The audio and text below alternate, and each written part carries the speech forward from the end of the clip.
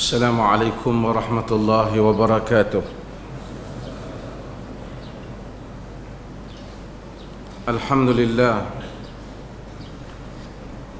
nahmaduhu wa nasta'inuhu wa nastaghfiruh wa na'udzu billahi min shururi anfusina wa min sayyiati a'malina. Man yahdihillahu fala mudilla lahu wa man yudlilhu fala hadiya lahu. Ashhadu an la ilaha illallah wahdahu la syarika lahu wa ashhadu anna Muhammadan abduhu wa rasuluhu, amma ba'd. Hadirin dan hadirat yang dirahmati Allah, semalam kita telah bahaskan tentang apa yang dikatakan sabab wurudil hadis, sebab mengapa sesebuah hadis itu lahir. Sebab hadis itu kemungkinan dalam bentuk perkataan baginda Nabi sallallahu alaihi wasallam, ataupun mungkin dalam perbuatan baginda Nabi sallallahu alaihi wasallam, atau mungkin pengakuan baginda Nabi sallallahu alaihi wasallam. Sebahagian daripada hadis-hadis itu mempunyai ikatan yang kuat antara ungkapan, perbuatan atau pengakuan Nabi dan sebab yang mencetuskan hal-hal itu berlaku. Dan kita telah bahaskan sebahagian daripada muqaddimah yang penting pada malam semalam. Pada malam ini saya ingin menyentuh beberapa benda. Antaranya ialah sebab pembahagian kepada jenis-jenis sebab yang mana Nabi SAW bertindak, bercakap ataupun bertindak atau mengakui sesuatu hal. Sebagai contohnya, umpamanya, bahagian yang pertama saya sebut dalam tulisan saya ini ialah as-sababul zahir, sabab ataupun sebab yang zahir, yang jelas. Bahagian yang kedua kita sebut sebagai as-sababul khafi, sebab yang tersembunyi. Contohnya, dalam riwayat Abu Hurairah, seorang telah datang kepada Nabi sallallahu alaihi wasallam.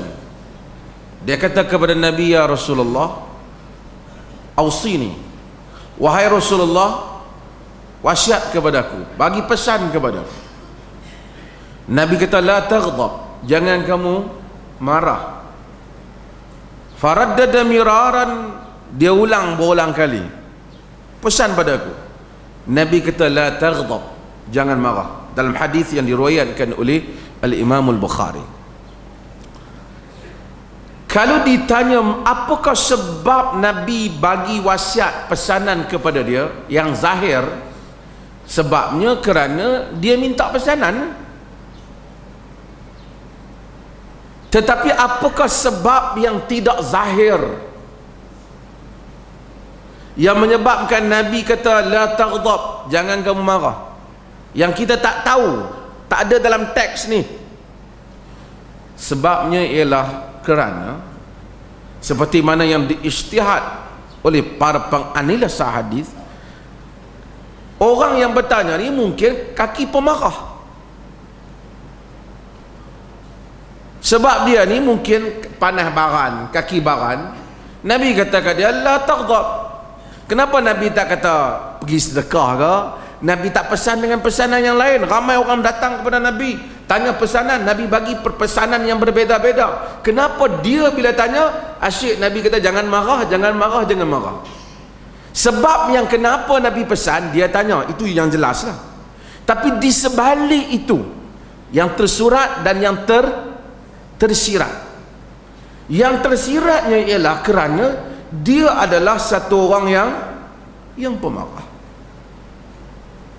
Yang maka dengan itu kita bahagikan sebab ini ialah kepada sebab yang zahir dan sebab yang khafi. Sebab yang zahir dan sebab yang khafi. Saya buat contoh yang lain. Umpamanya satu orang dia datang, Nabi SAW dalam hadis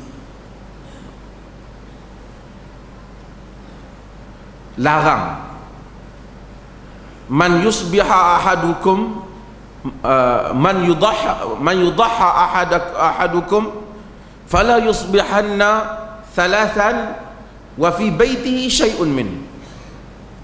Man yudahhi, sesiapa yang yudahhi, yakni siapa yang menyembelih adhiyah ataupun korban, jangan sampai dia tunggu sampai 3 hari, di rumah dia masih ada sesuatu yang mana dia simpan. Ini sebab ni, hadis ni ada sebab. Para sahabat pun tak makan lah. Bila sembelih, cukup 3 hari, sebelum 3 hari bagi semua daging-daging yang disembelih itu dibahagikan. Sahabat tak tahu apa sebabnya. Sahabat tak tahu apa sebabnya. Bila datang tahun depan, sahabat tanya Nabi SAW, naf'alu kama fa'alna fi 'amil madi? Wahai Rasulullah, adakah patut kita buat macam mana kita buat pada tahun lepas? Nabi kata, kana amal madi an-nasu bil juhd. Kana an-nas, dalam riwayat kana an-nas amal madi bil juhd. Manusia pada tahun yang lepas susah. Fa aradtu an tu'inahum, an tu'inu. Aku mau supaya kamu menolong mereka dalam hal itu. Kulu waddakhiru, kata Nabi, makan dan simpan, tak apa, tahun ni tak apa, tahun lepas tu kerana orang susah. Jadi Nabi bagi satu arahan Nabi SAW tak diketahui sebabnya. Kemudian Nabi bagi tahu sebabnya. Sebab apa? Bila tahun lepas sembelih korban tak boleh simpan 3 hari. Bila tahun berikutnya sahabat pun rasa mungkin tak boleh simpan 3 hari, Nabi kata tak apa, tahun ni tak apa, tahun lepas tu orang susah. Jadi dengan itu maka orang kita dapat tahu ada hadis yang kita tak tahu sebab. Kemudian Nabi terang. Bahagian ni kita panggil mubayyan. Mubayyan ni maksudnya kita tak tahu sebab, tapi Nabi bagi tahu sebab dia apa. Kalau Nabi bagi tahu sebab, senang. Saya buat contoh yang lain. Nabi SAW cakap, ayyuhan nas qad faradallahu alaikumul hajj fahajju. Wahai manusia, Allah Ta'ala telah fardukan kepada kamu haji, maka hendaklah kamu tunaikan haji. Satu orang bangun, akullu amin ya Rasulullah, setiap tahun kau wahai Rasulullah?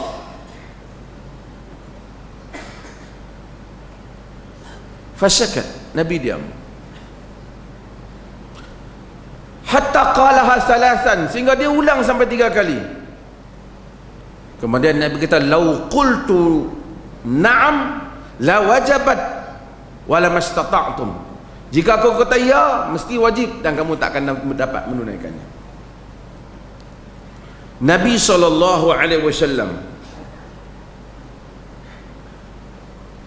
apabila dia jawab respon kepada kawan tu, sebab kawan tu tanya lah, tapi kenapa baginda SAW tak mau memberikan jawapan, kita tak tahu. Kita tak tahu sebab apa. Masa dia diam kita tak tahu, tapi dia bagi tahu. Sebab apa? Kalau dia kata na'am, maka perkara itu akan menjadi wajib. Kerana Allah Subhanahu Wa Ta'ala tak suka duk persoal. Bila Nabi kata macam umat Nabi Bani Israel, bila orang kata dia duk ulang, dia tanya lembu apa, warna apa, ia akan boleh menyebabkan jatuhnya hukuman Tuhan. Nabi SAW diam. Kita tak tahu sebabnya. Kemudian Nabi SAW memberitahu sebabnya. Jadi ada hadis yang kita tahu sebab zahir, kita tahu ada sebab khafi di sebaliknya, ada kita tak tahu sebab. Kemudian Nabi SAW memberitahu sebabnya, maka kita pun tahu apakah sebabnya baginda SAW buat sesuatu tindakan. Ada beberapa contoh lagi. Contohnya umpamanya daripada Abi Mas'ud, satu orang lelaki kata, ya Rasulullah, inni la ata'akharu 'an as-salati fil fajr mimma yutilu bina fulan fiha. Rasulullah, aku ni lambat semayang ni sebab apa kerja ni, sebab ada tu imam tu panjang sangat jadi imam. Faghadiba Rasulullah sallallahu alaihi wasallam, ma ra'aituhu ghadab fi mawdi'in ashaddu ghadaban minhu yawma idzin. Kemudian Rasulullah marah, aku tak pernah tengok Rasulullah lebih marah pada tu. Jadi orang tak tahu siapa Nabi marah. Nabi marah kat yang tanya tu ke? Nabi marah kat sana ke? Kemudian Nabi SAW kata, ya ayuhan nas, inna minkum munaffirin, faman amman nas falyatajawaz, fa inna khalfahu ad-dha'if wal kabir wa dhal hajah. Wahai manusia, di kalangan kamu ada yang menyebabkan orang lari daripada agama. Siapa yang jadi imam maka ringankan, kerana di belakangnya mungkin ada orang yang lemah, orang tua, orang yang ada hajat. Jadi kita tahu sebab apa dia marah tu, kita tahu sebab apa? Sebab dia beritahu. Jadi kadang-kadang ada hadis Nabi kita tahu sebabnya, ada jenis sebab yang kita tak tahu. Macam dia cakap, kita tahulah.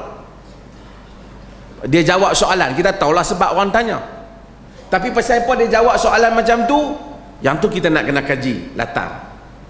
Kadang-kadang kita tak tahu, kemudian dia bagi tahu macam tadi, maka itu memudahkan untuk kita tahu mengapakah Nabi SAW bertindak. Nak tahu apa bab yang kita bincang ni, bagaimana nak tahu sebab tindakan Nabi, supaya kita faham teks dan konteks sesuatu tindakan Nabi buat. Kadang-kala Nabi ni dia respon kepada soalan. Orang tanya, baginda SAW jawab. Orang tanya, wahai Nabi, ya Rasulullah, Abu Hurairah tanya, man as'adan nas bi syafa'atika yaumal qiyamah. Wahai Rasulullah, siapakah orang yang paling bahagia dengan syafaat engkau pada hari kiamat? Qala Rasulullah sallallahu alaihi wasallam, laqad dhanantu ya Abu Hurairah alla yas'alani an hadzal hadits ahad awalan minka lima ra'aitu min harsika 'alal hadits. Wahai Abu Hurairah, aku pun tak sangka, aku pun duk sangka engkau lah orang yang paling awal sekali akan tanya hadis ni, sebab aku tengok kau sungguh-sungguh nak tahu hadis ni. Kemudian Nabi SAW jawab bahawa as'adan nas bi syafa'ati yaumal qiyamah man qala la ilaha illallah khalisan min qalbihi wa nafsihi. Orang yang paling bahagia dengan syafaat aku pada hari kiamat ialah orang yang nyebut la ilaha illallah dengan ikhlas daripada jantung, hati dan diri dia. Jadi Nabi respon kepada soalan. Oleh kerana Nabi ni deal dengan orang, dealing dengan sahabat, dengan situasi. Kadang-kadang Nabi SAW orang tak tanya, tapi baginda SAW bagi tahu, kerana dia dengar benda tu. Dia ada dua keadaan. Kadang-kadang ada peristiwa berlaku, Nabi tengok. Orang tak tanya, Nabi tengok, Nabi ulas kejadian tu. Umpamanya Nabi tengok dalam riwayat hadis yang diriwayatkan oleh Imam Bukhari, nasabi'a rajulan, Nabi tengok satu orang duk puji orang lain berlebih-lebih, wa yutrihi, berlebih-lebih puji dia. Nabi tengok, Nabi kata sami'an, dalam hadis kata sami'an nabiyyu rajulan yusni ala rajulin wa yutrihi. Nabi dengar satu orang puji satu orang lelaki lebih berlebihan dalam puji dia, angkat, orang panggil apa? Jack lebih sangat. Faqal, Nabi kata, ahlaktum wa qata'tum dhahra ar-rajul. Kamu rosakkan dia, kamu potong belakang dia, kamu bagi dia jadi pam dia lebih. Yang ni Nabi respon kepada keadaan. Banyaklah hadis-hadis yang kadang-kadang Nabi SAW, Nabi baik dengan Abdul Rahman bin Auf umpamanya. Nabi tengok Abdul Rahman bin Auf athar as-safrah. Nabi tengok dia mai kat Nabi ada bedak kuning semua ni. Dalam riwayat dia berkata Mahyam. Mahyam ni bahasa Yaman. Apa cerita ni? Benda ni bedak orang perempuan pakai. Tazawwaj imra'atan ala wazni nuwat min dhahab. Rasulullah, aku kahwin, aku bayar sebesar biji tamar tu daripada emas, bayar. Faqala Nabi barakallahu laka awlim walau bisyah. Nabi kata semoga Allah berkati kau, buatlah kenduri sikit walaupun seekor kambing. Padahal dengan Abdul Rahman bin Auf lah, ada duit sikit kan. Dalam hadis ni yang diriwayatkan oleh Imam Bukhari juga, menunjukkan Nabi dia tengok satu peristiwa, dia respon kepada peristiwa yang berlaku pada zaman dia. Kadang-kala yang ni kita nak kena faham, kita nak kena deal juga, kena faham apa yang Nabi sedang berurusan. Kadang-kadang Nabi tak tengok, tapi orang bawa berita kat Nabi. Contoh dalam riwayat Abi Bakrah yang diriwayatkan oleh Imam Bukhari juga, orang bagi tahu kepada Nabi SAW bila Kisra mati. Kisra ni maharaja,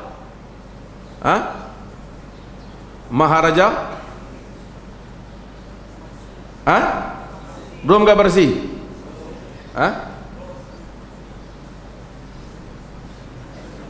Belum ke bersih?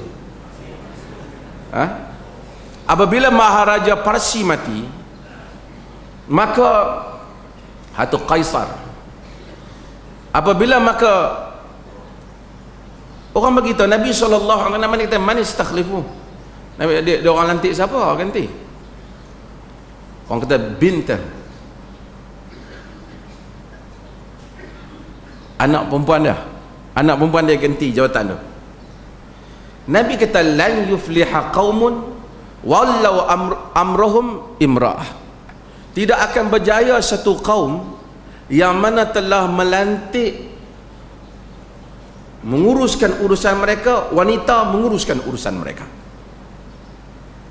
Tak berjaya satu kaum, lan tu sama sekali tak berjaya satu kaum yang melantik wanita menguruskan urusan mereka. Jadi Nabi ulas kepada siapa ni? Ulas kejadian Parsi tu. Hadis ni oleh kerana Nabi ulas Parsi, maka ulama ada perbincangan. Adakah Nabi maksudkan semua orang yang mana wanita urus jadi tak akan berjaya satu kaum? Ataupun Nabi respon kepada Parsi itulah dalam keadaan sifat seperti Parsi itu, dengan nilai yang macam itu. Tiba-tiba satu orang nak lantik pengetua perempuan di sekolah, dia pun buat keluar hadis ni, tak akan berjaya. Boleh? Ada orang guna, tapi sebahagian scholars, sebahagian ilmuwan cuba mengaitkan ulasan ini dengan isu Parsi, kerana hendaklah melihat kepada konteks yang Nabi ulas itu. Kerana Nabi SAW respon kepada ni atas alasan, berapa alasan lah, bukan kata tak boleh, bukan kata suruh perempuan jadi pemimpin. Kerana Quran pernah menceritakan ada wanita yang berjaya, seperti Ratu negara Sabah yang disebut dalam riwayat Siti Nurhaliza sebagai nama Balqis. Quran tak sebut nama dia, jadi dia, Quran cerita jaya. Akhirnya dia patuh bersama dengan Sulaiman. Kalau dia pakai penasihat laki dia teruk, dia suruh perang dengan Sulaiman, tapi dia mengambil langkah perdamaian. Dia lebih bijak daripada menteri-menteri lelaki dia. Quran merakamkan kisah itu. Kalau umum sama sekali satu kaum tak akan berjaya, maka berarti ini tak terpakai kepada bagaimana Quran boleh membawa kisah itu. Maka sebahagian para sarjana mengaitkan perkataan ini berkaitan dengan negara Parsi. Tak apalah, ada perbezaan pandangan, tak apalah. Taklah jadi kafir, mu kafir kena beza macam tu.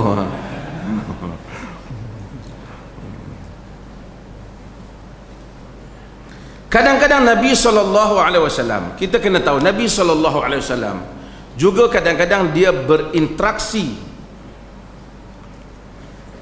dengan para sahabat, dia berinteraksi dengan keadaan sahabat. Kadang-kadang kita baca hadis malam tadi, umpamanya dia lindung Aisyah pasal ada pertunjukan, Aisyah nak tengok, dia berinteraksi dengan keadaan. Kadang-kala umpamanya baginda sallallahu alaihi wasallam sembahyang atas mimbar, yang kita sebut sembahyang atas mimbar, bila nak sujud faraja'a qahqara, dia undur ke belakang, dia sujud. Sebab kerana bukan kerana sunat sembahyang atas mimbar, kerana dia nak bagi orang belakang nampak macam mana pergerakan salat. Jadi itu menunjukkan baginda sedang berurusan dengan keadaan. Kadang-kadang perkara itu berlaku, hadis itu terbentuk disebabkan kerana dia panggil al-amil, saya sebut al-amil al-jibilli, kerana sifat kemanusiaan Nabi. Umpamanya Aisyah radhiyallahu anha kata, fanama Rasulullah hatta sami'tu ghadidah, Rasulullah sallallahu alaihi wasallam tidur sehingga aku mendengar dengkurnya. Bukan kerana dia sengaja nak berdengkur, kerana dia insan, maka baginda sallallahu alaihi wasallam berdengkur.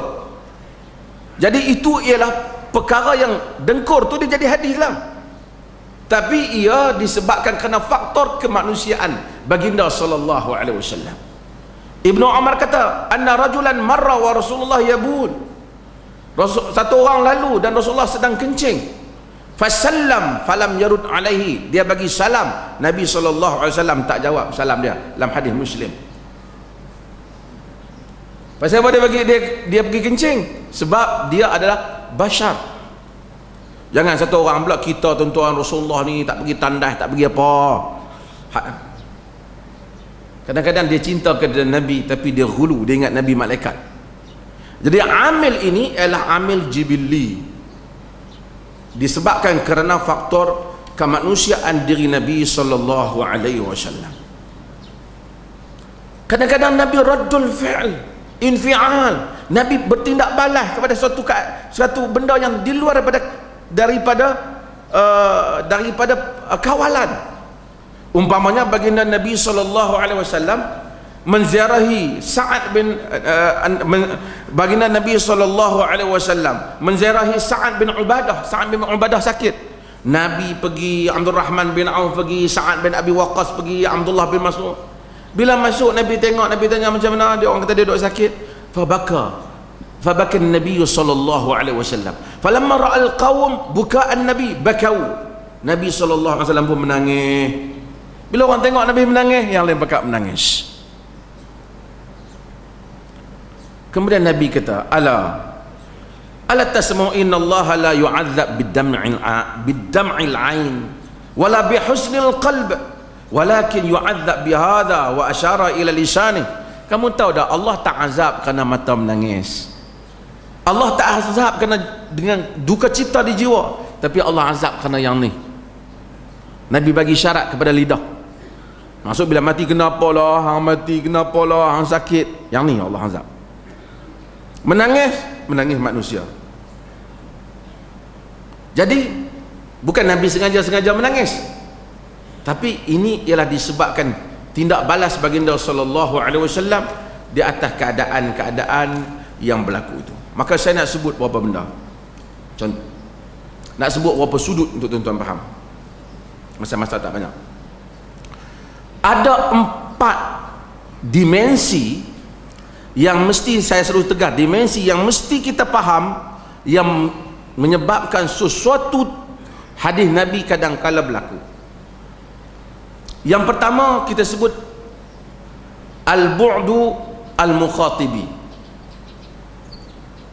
dia punya addresser factor, diri Nabi itu sendiri. Yang ni keadaan Nabi tu menyebabkan benda tu berlaku. Kadang-kadang Nabi ni dia sakit. Kadang-kadang baginda Nabi sallallahu alaihi wasallam umpamanya keadaan dia letih dia. Jadi dia bertindak berdasar keadaan diri dia. Saya nak buat contoh.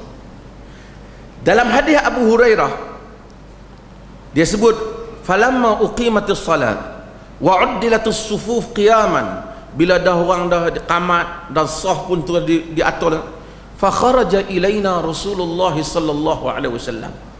Ni hadis yang diriwayatkan Bukhari juga. Nabi pun keluar kepada kami, Nabi imam.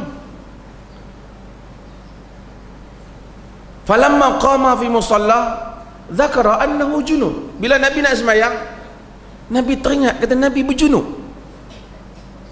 Tak mandi wajib lagi. Faqala lana, Nabi kata, makanakum, semua duduk tempat masing-masing. Maksudnya duduk langsar lah, tunggu saat.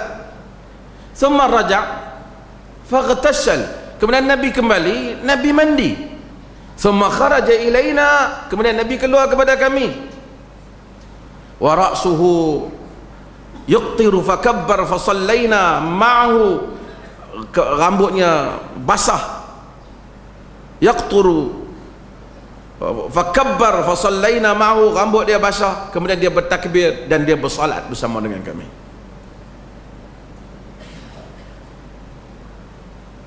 Pasal apa Nabi masuk dalam?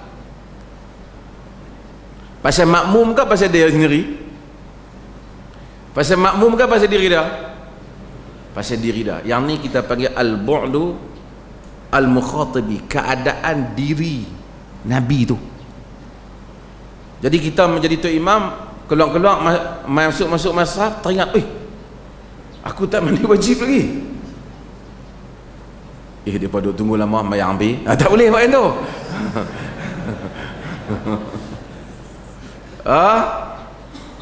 Tak boleh macam tu.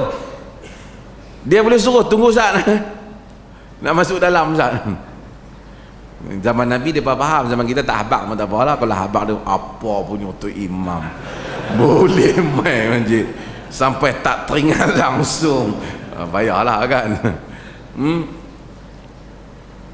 Tapi Nabi SAW faktor, jadi kita tiba-tiba tengok Nabi ni dia keluar, dia suruh orang duduk, dia masuk balik. Main-main satu tu imam, dia keluar, orang duduk langsung, lepas tu dia masuk balik. Masuk apa? Dia kata adalah hadis Nabi dia keluar, dia tengok dia keluar masuk balik. Tak boleh lah, pasal hadis ni ada kaitan dengan sebab. Faham tuan-tuan maksudnya? Itu yang perlu untuk seseorang memahami atas apa sebab. Begitu juga Nabi SAW. Kan Rasulullah SAW dalam hadis, Nabi ni semayang berdiri. Tapi falamma badan, apabila Nabi SAW dah gemuk, dah tua, wasaqul, dah berat badan dia, salla qiyam julusan, Nabi semayang duduk. Dia bila umur meningkat ni, dia badan dia naik sikit. Kadang-kadang orang ni dia bagus kita sayang Nabi, tapi faktornya Nabi pun apabila dia umur, badan dia ada naik sikit. Sebab tu ada pernah seorang penceramah, dia kata Nabi sentiasa slim, kurus. Saya kata ente tengok mana? Kasar kot dia. Bukan satu penghinaan pada baginda. Baginda dia Ummu Salamah kata bila dia ni dia main duduk-duduk. Sehingga dalam riwayat yang lain disebut bahawasanya Nabi SAW kata Aisyah radhiyallahu yusalli min al-laili 9 falamma asan wa thaqul shalla 7. Nabi SAW dia semayang malam 9 rakaat. Tapi apabila berumur sikit dan badan berat sikit, dia semayang 7. Jadi faktor ini ialah faktor yang ada pada diri Nabi SAW. Jadi kita Nabi ini semayang duduk bila tua, kita nak kena tengok sebab apa? Sebab dia keadaannya. Kalau kita tak ada macam masalah macam Nabi, badan kita ringan dan seumpamanya, tak perlulah. Ni dia semayang sunat lah. Tak perlulah. Kena lihat keadaan. Demikian hadis ihtajama an-nabi sallallahu alaihi wasallam fi ra'sihi wa huwa muhrim min waja' kana bihi bima kana bih. Nabi bekam di kepala dia sedangkan dia berihram disebabkan sakit kepala. Ini yang saya sebut selalu. Kita tak sakit kepala apa pergi jom sunnah pergi bekam. Tak sunnah lah. Pasal Nabi bekam kerana dia sakit, ada faktor diri dia.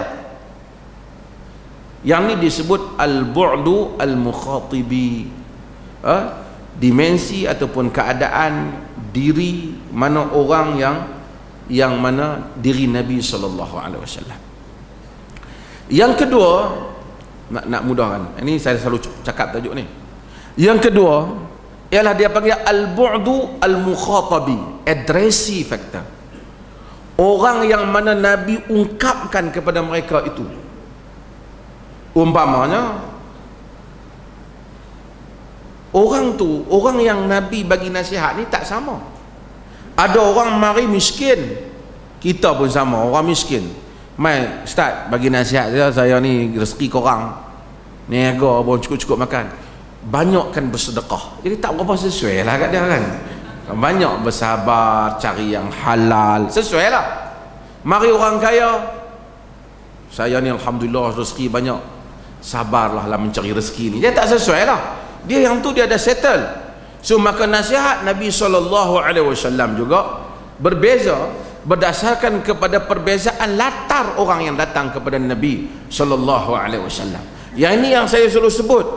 Inilah masalah kepada sebahagian orang apabila cuba mempraktiskan sunnah, dia baca hadis pada bukan tempatnya.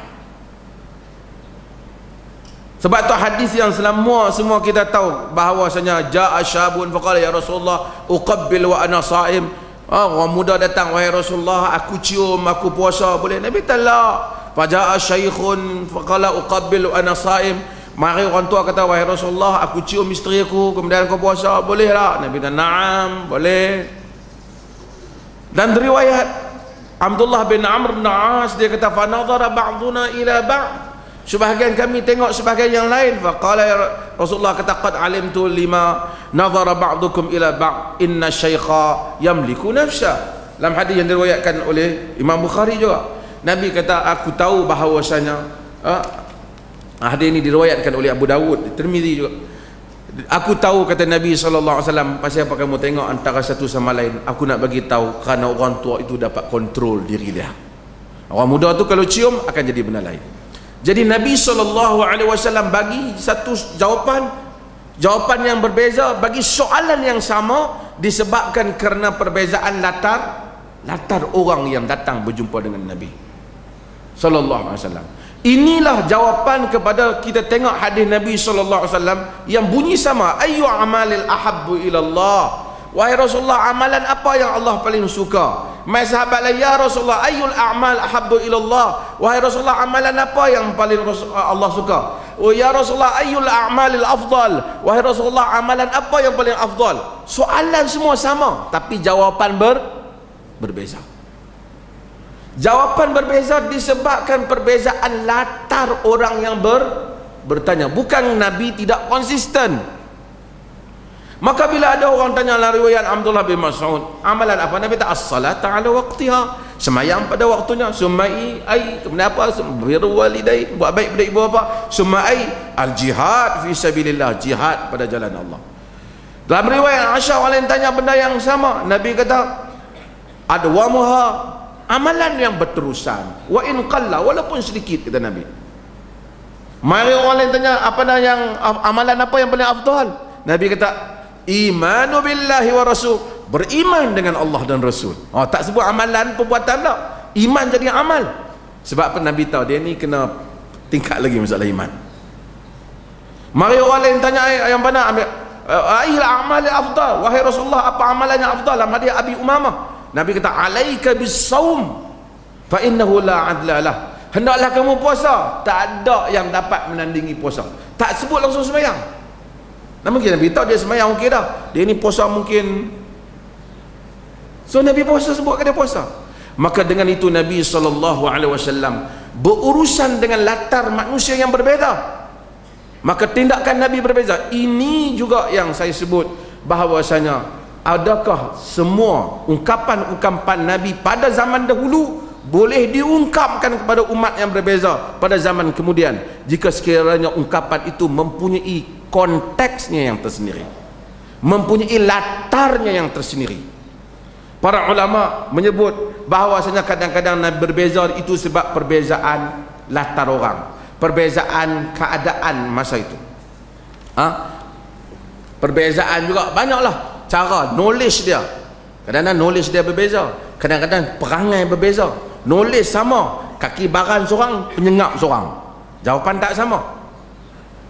Okey, sudut yang kedua yang ni kita ringkas sikit. Jawapan Nabi ada faktor yang lain. Dia iaitu disebut al-bu'du zamani, iaitu faktor tempat. Nabi SAW sebut suatu perkara itu al-bu'du, sebelum itu al-bu'du zamani, iaitu faktor masa, time factor. Kenapa Nabi SAW tak mau buat suatu tindakan?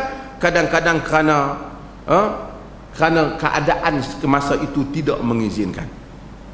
Di antara yang mana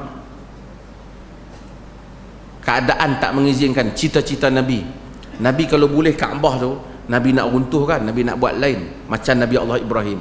Sebab Kaabah yang ada ni sebenarnya tinggi dia semua tak sama. Quraisy dia buka, dia ubah banyak kali. 4 segi itu 4 segi lah, tapi segi tinggi tak sama. Nabi panjang lah hadis. Tapi Nabi kata, laula hadatsaka qaumiki bil kufr la naqattu al baita thumma la banaitu ala asasi Ibrahim alaihi salam. Fa innal Quraisy iqtasarat bina'ahu wa ja'alahu khalfa. Kata Nabi SAW, Aisyah, kalaulah tak fikir Quraisy ni baru masuk Islam, aku nescaya nak runtuhkan Kaabah ni. Aku nak bina balik macam Nabi Allah Ibrahim, bagi sama balik. Quraisy telah rendahkan dia tinggi sikit daripada binaan Ibrahim masa Ibn Amr. Tapi pasal pun Nabi tak buat hasrat tu disebabkan kerana Nabi bimbang kalau buat benda tu Quraisy akan terkejut, pasal Kaabah sensitif. Jadi untuk menjaga keadaan maka Nabi SAW tak buat itu.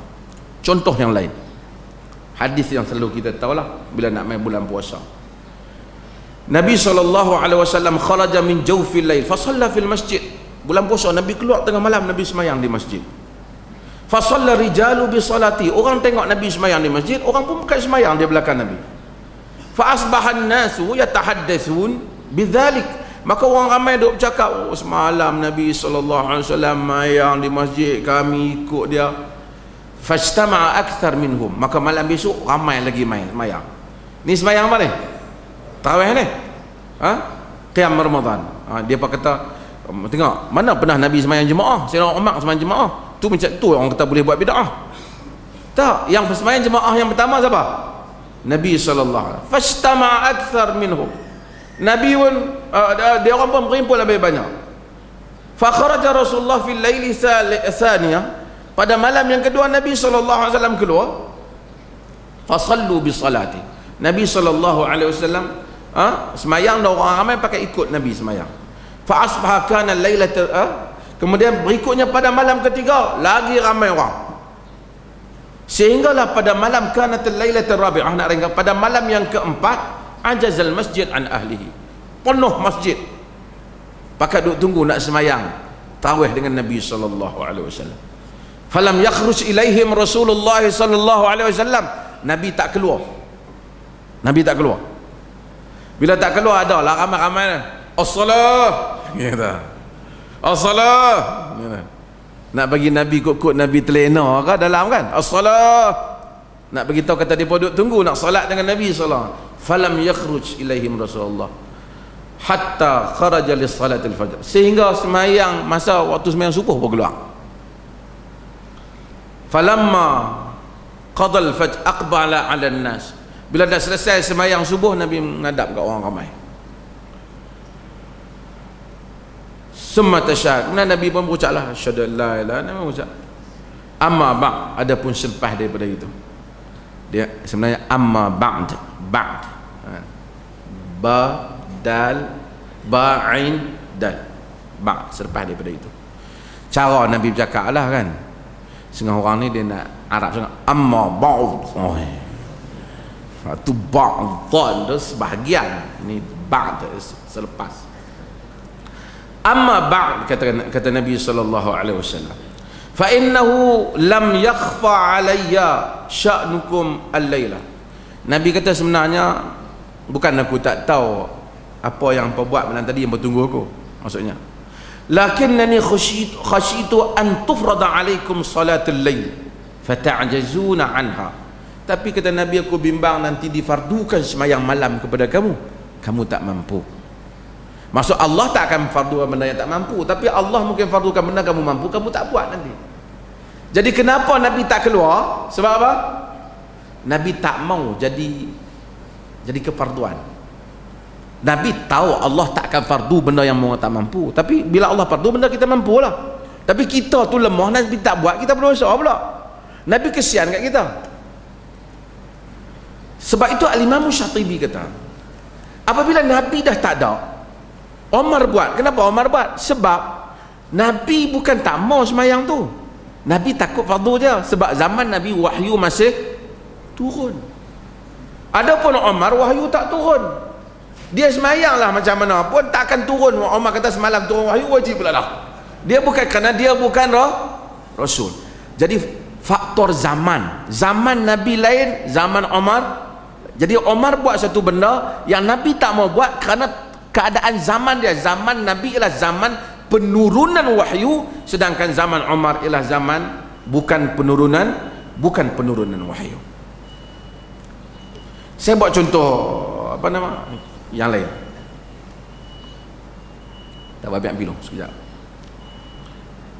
Zaman dulu kan, dalam hadis Amr bin As, Abdullah bin Amr bin As, Nabi SAW kata, idza tazawwaja ahadukum imra'atan aw ishtara khadiman falyaqul Allahumma inni as'aluka khairaha wa khaira ma jabaltaha alaihi wa a'udzu bika min syarriha wa syarri ma jabaltaha alaihi. Wa idza ishtara ba'iran falyakhudhu bi dharwati sanamihi walyaqul mithlu dhalik. Nabi kata, jika seseorang kamu kahwin dengan perempuan ataupun dia membeli khadam, maka dia katalah, Allahumma inni as'aluka khairaha wa khaira ma jabaltaha alaihi. Ya Allah, aku minta kebaikan dia dan kebaikan apa yang kau jadikan padanya. Wa a'udzubika min syarriha wa min syarri ma jabaltaha alaihi. Aku minta jauh daripada kejahatannya dan kejahatan apa yang kau jadikan padanya. Nabi ajar, wa idza ishtara ba'iran, bila dia beli unta, Nabi kata, falyakhudh bi dharwati sanamih, pegang ni atas kali bonggoi unta tu, wal yaqul mithla dhalik, kata macam tu juga kata Nabi. Pasal apa Nabi tak kata beli kereta?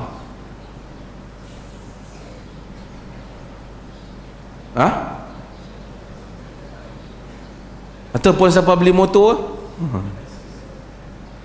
Sebab kerana pada zaman itu kenderaan orang adalah kereta. Soalan dia, boleh tak kalau doa ni baca kat kereta? Dia kata kereta tak boleh, dia ada tayar, ni ada kaki.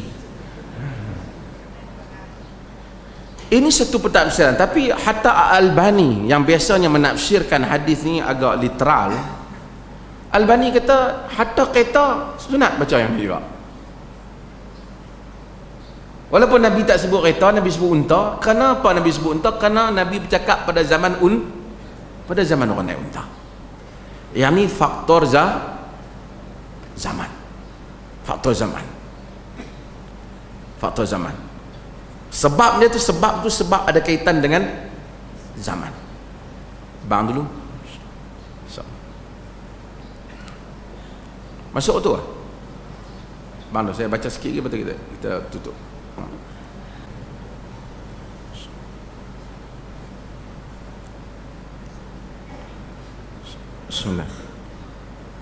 Bismillahirrahmanirrahim. Kita sambung perbincangan sikit lagi. Di sana ada hadis yang jadi perbincangan juga di antara aliran ini, antaranya ialah hadis tentang tengok nak bulan. Nabi kata sumu li ru'yatihi wa aftiru li ru'yatihi fa in ghumiya alaikum fa akmilul adad.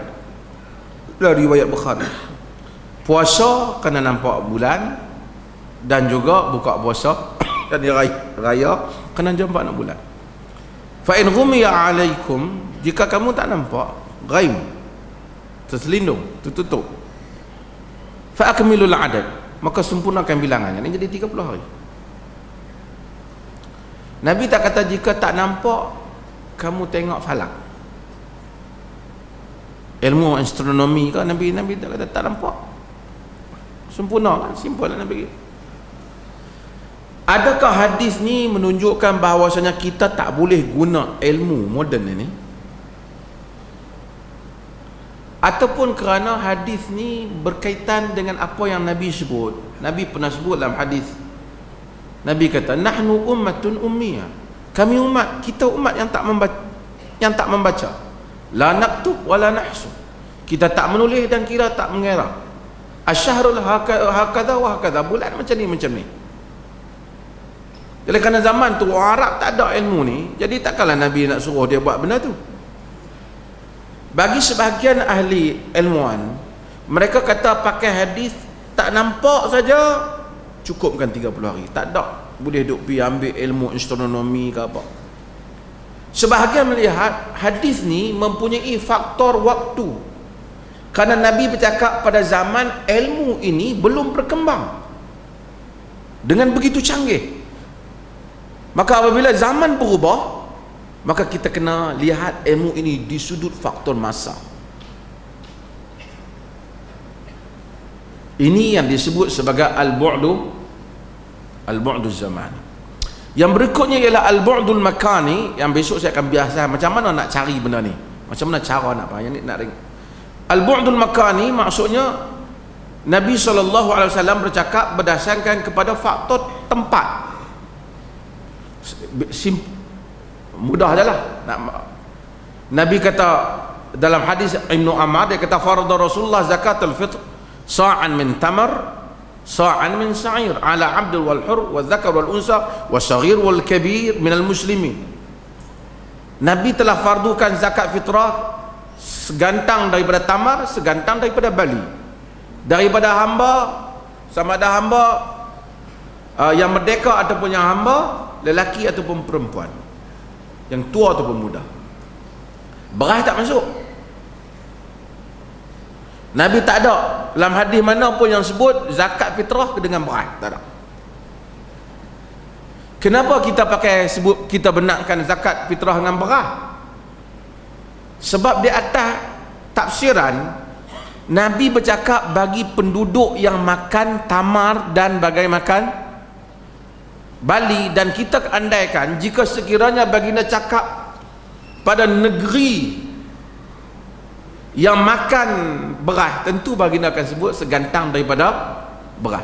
Ini sebenarnya faktor tempat, andaian di atas tempat. Termasuk dalam hadis yang seperti ini juga Nabi SAW kata innal yahud wan nasara la yasbughun fakhalifuhum. Orang Yahudi dan orang Nasara tak mewarnakan rambut, maka hendaklah kamu itu menyanggahi mereka, warnakan rambut. Dalam hadis Nabi kata ya ma'syaral ansar hammiru wa saffiru, wahai sekalian orang Ansar, merahkan rambut, kuningkan rambut. Wa khalifu ahlul kitab, bezakan kamu dengan ahlul kitab. Jadi kita pun kena warnakanlah. Para ulama bincang hadis ni, yang kata, sebahagian mereka kata nak kena tengok ahli kitab zaman tu tak mewarna, Kristian, Yahudi, tapi zaman lah ramai yang warna. Mungkin. Satu lagi, mewarna ini juga nak tengok juga tempat juga. Ada tempat bila kita warnakan rambut sunnah. Seorang ahli-ahli hadis pun sebut orang ni mewarnakan rambut sunnah. Tapi ada tempat bila kita warnakan rambut, dia nampak kita pelik. Dia ni mengaji apa pula ni? So dia jadi syuhrah pula. Maka dengan itu faktor hadis ini juga kena melihat kepada faktor setempat apabila Nabi SAW mengeluarkan arahan. Sama dengan apa yang saya sebut masalah potong tangan yang sebahagian orang tak bersetuju. Nabi larang, Nabi kata la tuqta'u aidi fi safar, jangan potong tangan semasa musafir. Pasal apa Nabi larang? Pasal faktor tempat musafir tu. La tuqta'u aidi fil ghazw, jangan potong tangan semasa peperangan. Tempat tu tak sesuai ataupun masa tu tak sesuai. Bimbang kata Al-Auza'i, dia lari pergi pada musuh. Maka sebahagian hadis-hadis Nabi kelihatan ada keadaan yang Nabi mengambil kira di dalam memberikan perkataan baginda soal zaman, masa, soal tempat, latar individu dan keadaan diri baginda sallallahu alaihi wasallam sendiri. Sebab tu ada hadis Nabi kata idza ata ahadukumul ghaid fala yastaqbilul qiblah, apabila kau tu orang nak pergi buang air besar jangan menghadap kiblat. Wala yuwalli zahrahu, jangan membelakangkan kiblat. Syarriqu au gharribu, menghadap ke timur ataupun menghadap ke barat. Dalam hadis yang diriwayatkan oleh al-Imam Al-Bukhari juga ada ini. Tapi ada negeri yang baratnya memang kiblat, ada negeri yang timurnya memang kiblat. Menunjukkan Nabi bercakap kepada orang Madinah ataupun Nabi bercakap pada orang yang timur dan barat mereka bukan kiblat. Hadis ini mempunyai pengaruh tempat. Maka apabila kita nak memahami, bukan semua hadis, sebahagian hadis, pengaruh-pengaruh ini kita kena tahu supaya kita tidak tersalah di dalam menafsirkan hadis Nabi sallallahu alaihi wasallam. Panjang bab ni saya buat contoh-contoh yang biasa saya buat, dan insya-Allah saya buka 1-2 soalan supaya untuk tuan-tuan tanya, untuk kemudian kita akan tutup untuk solat. Kita ada program berikutnya. Ada soalan?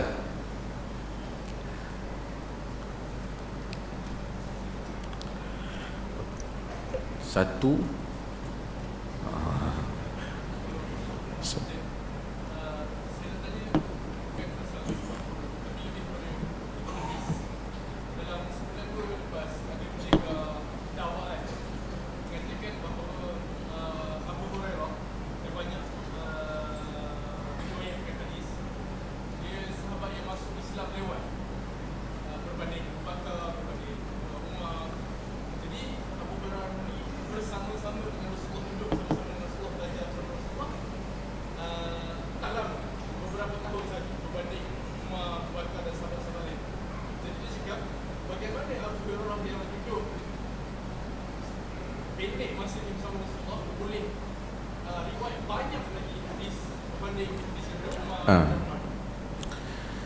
Hadirin dan hadirat sekalian, dia tanya tentang Abu Hurairah masa dia masuk Islam lewat, macam mana hadis dia banyak. Saya selalu jawab, boleh tengok lah.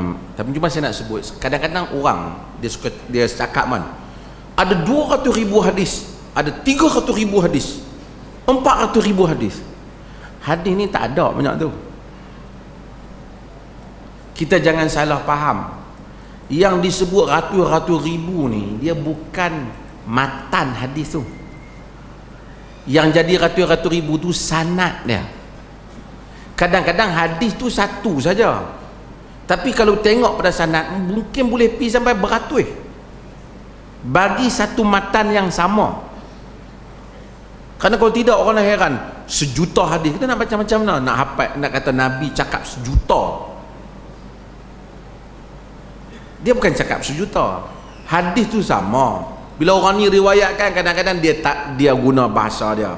Kau ni riwayatkan hadis tu juga kadang-kadang ada sikit perubahan bahasa, makna yang sama. Dah jadi dua. Tapi melalui kalau ambil Abu Daud, ambil Tirmizi, ambil Ibnu Majah, Ibnu Abi Syaibah, dia ambil jadi banyaklah hadis yang sama. Jadi kalau satu tokoh tu dia hafal semua jalan ini, bagi satu hadis mungkin dia hafal 100 satu hadis, 100 jalan hadis. Jadi apabila kita kata satu tokoh tu dia cek balik satu hadis tu, Dalam 20,000 hadis orang tu dia cek, 30,000 hadis cek.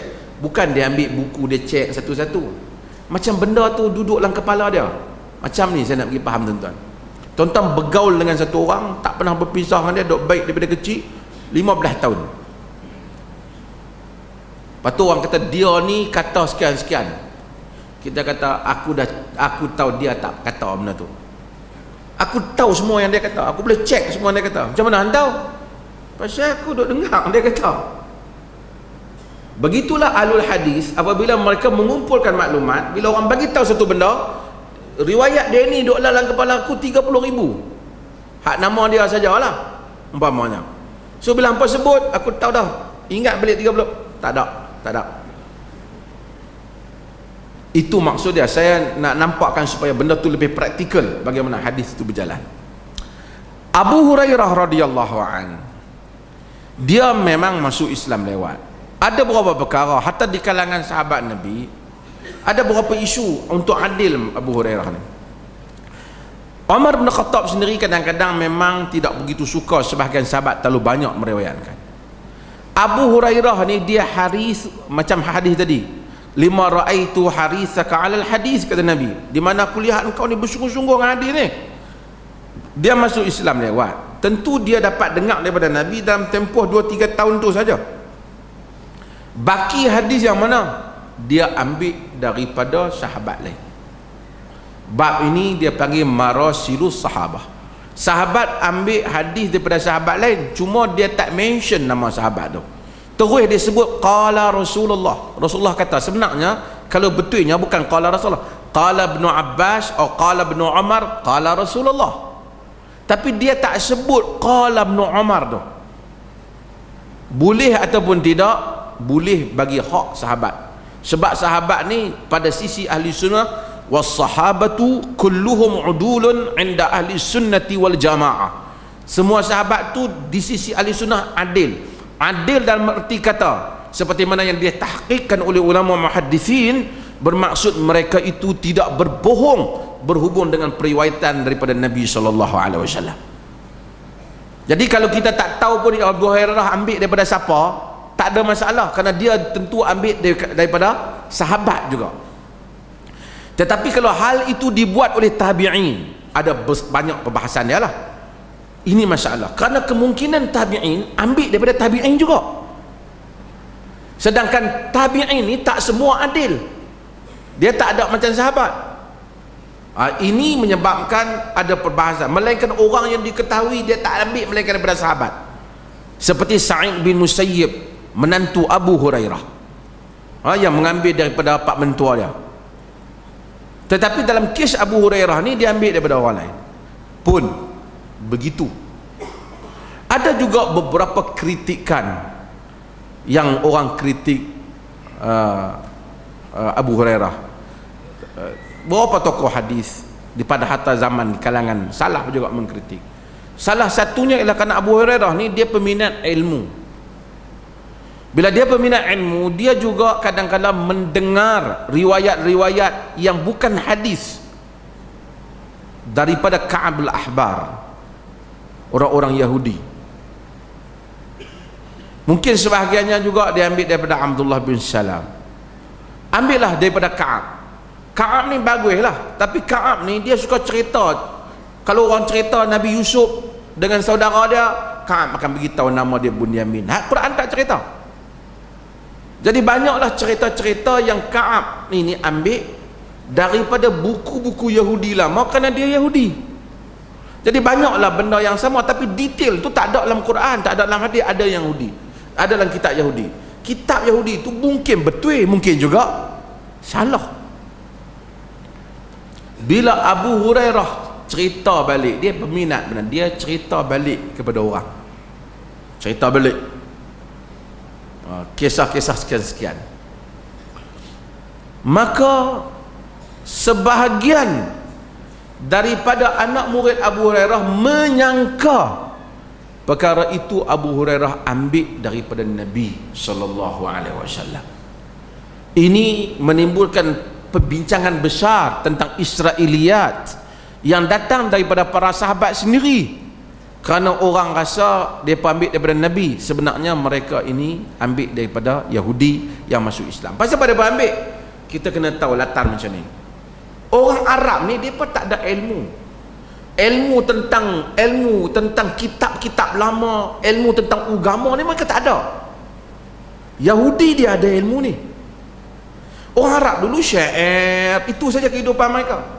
Bila mereka mari kepada Islam, mereka mudah minat dan mula nak cari maklumat ni, seronok dengan ilmu ni. So bila jumpa orang Yahudi masuk Islam, oh yang ni memang ada cerita ni, dia mula cerita hak tok nenek dia, campur dengan maklumat ni.